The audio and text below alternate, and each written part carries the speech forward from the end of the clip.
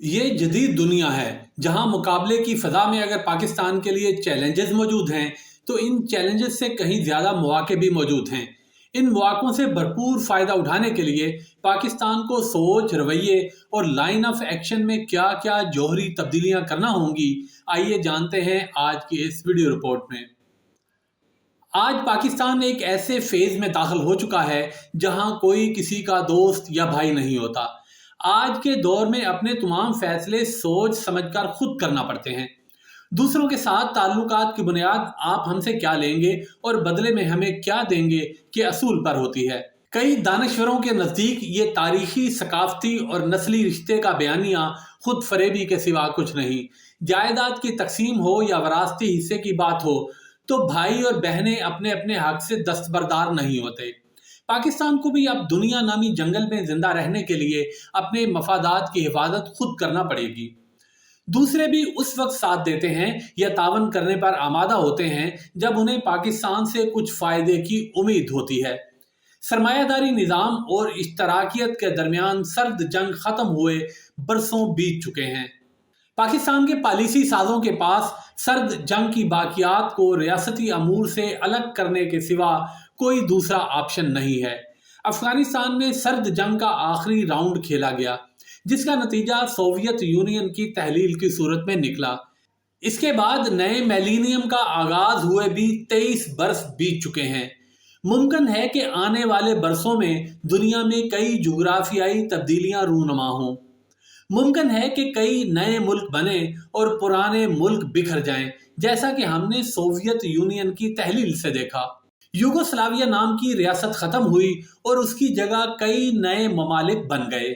ابھی حال ہی میں تازہ مثالیں جنوبی سوڈان اور مشرقی تیمور کی آزادی ہے۔ جن ملکوں میں سرد جنگ کے نظریات کی بنیاد پر حکمران اشرافیہ کا اقتدار قائم ہوا، آج کی دنیا میں ان کا اقتدار قائم نہیں رہ سکتا کیونکہ دنیا کا سسٹم تبدیل ہو رہا ہے۔ اس سسٹم میں پرانے بلاک اور اتحادی ایک دوسرے سے الگ ہو چکے ہیں۔ آج کا سب سے بڑا نظریہ ریاست کا اپنا معاشی مفاد ہے۔ پاکستان کو بھی اس اصول کے تحت زندہ رہنا ہے۔ پاکستان کے شمال مغرب میں ایسے ممالک کی سرحدیں ہیں جن پر مختلف قسم کی عالمی پابندیاں عائد ہیں۔ اس لیے پاکستان کو اپنی ان سرحدوں کی حفاظت کی جتنی ضرورت آج ہے، پچھلے 75 برس میں اتنی نہیں تھی۔ خصوصاً افغانستان 40 برس سے میدان جنگ بنا رہا ہے۔ سرد جنگ کا آخری معرکہ بھی یہیں ہوا اور دہشت گردی کے خلاف جنگ کا میدان بھی یہیں سجا۔ اس عرصے میں یہاں لڑنے والے گروپس نے اپنی بقا کے لیے جہاں امریکہ اور اتحادی ممالک سے مدد حاصل کی، وہیں جنگی اخراجات پورا کرنے کے لیے کرمنل گینگز کا سہارا بھی لیا گیا۔ اغوا برائے تاوان، بھتہ خوری اور راہداری جگہ ٹیکس لینے جیسے جرائم سے صرف نظر کیا گیا۔ منشیات اور ڈرگز کا کاروبار عالمی نیٹ ورک کا حصہ بن گیا۔ منتشر اور خانہ جنگی کی شکار ریاستیں پوست کی کاشت کے لیے معاون ثابت ہوئیں۔ دہشت گرد گروپوں کی معیشت اسی پر قائم ہے۔ پاکستان میں بھی دہشت گرد گروہ مضبوط ہوئے اور انہوں نے ریاست کے خلاف ایک ایسی جنگ کا آغاز کیا جس کا اس سے پہلے پاکستان نے سامنا نہیں کیا تھا۔ دہشت گردی اور عالمی سطح پر منشیات اور ڈرگز کا کاروبار بظاہر دو مختلف چیزیں دکھائی دیتی ہیں، مگر یہ اپنے اپنے مفادات کے مطابق باہم جڑے ہوئے ہیں۔ یہ دونوں ایک دوسرے کی تقویت کا باعث بنتے ہیں۔ منشیات کا دھندا دہشت گرد تنظیموں کی مالی معاونت کو ممکن بناتا ہے۔ منشیات، ڈرگ ڈیلرز اور ممنوعہ اسلحہ ڈیلرز دہشت گردی کی مدد کرتے ہیں۔ یہ باتیں بھی سامنے آتی رہی ہیں کہ دہشت گرد گروہوں کو ایسی ڈرگز تک رسائی مل چکی ہے جو خودکش مشن کے لیے تیار کیے گئے دہشت گردوں کو دی جاتی ہیں، جن کے کھانے یا انجیکشن کے ذریعے لینے سے وہ بے خوف اور احساسات سے عاری ہو جاتے ہیں اور وہ بے رحمی سے بے گناہوں کا قتل عام کرتے ہیں اور خود بھی مارے جاتے ہیں۔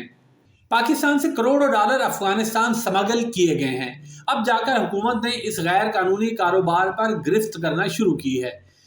کیا یہ عجیب بات نہیں ہے کہ امریکہ اور یورپ کی پابندیوں کے باوجود طالبان کی حکومت کو سہارا مل رہا ہے؟ ان کی کرنسی مستحکم ہو رہی ہے۔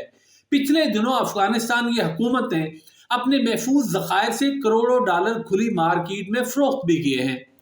जैसे ही किसी रियासत की दिफाई सलाहियत कंप्रोमाइज होती है, वैसे ही दहशतगर्द गिरोह, व्हाइट कॉलर क्रिमिनल्स, माफिया ताकतवर होना शुरू हो जाते हैं। इन ग्रोहों की बका का दारोमदार रियासती निजाम के इंतशार पर होता है। पाकिस्तान में दहशतगर्दी कराने वालों का एजेंडा सिस्टम को तबाह करना है, क्योंकि इसी में उनकी बका है। पाकिस्तान में ब्लैक इकोनॉमी का साइज रेड लाइन क्रॉस कर चुका है। अब वक्त आ गया है कि रियासत बचाने और कानून पसंद शहरियों के मफादात का तहफ़्फ़ुज़ करने के लिए ब्लैक इकोनॉमी का हजम जीरो साइज पर लाया जाए। दहशतगर्दों, इंतहा पसंदों और उनके वाइट कॉलर सहूलतकारों को रियासती निज़ाम से अलग थलग कर दिया जाए। उन्हें सियासत में भी अलग करना चाहिए, क्योंकि ऐसा किए बगैर पाकिस्तान आगे नहीं बढ़ सकता।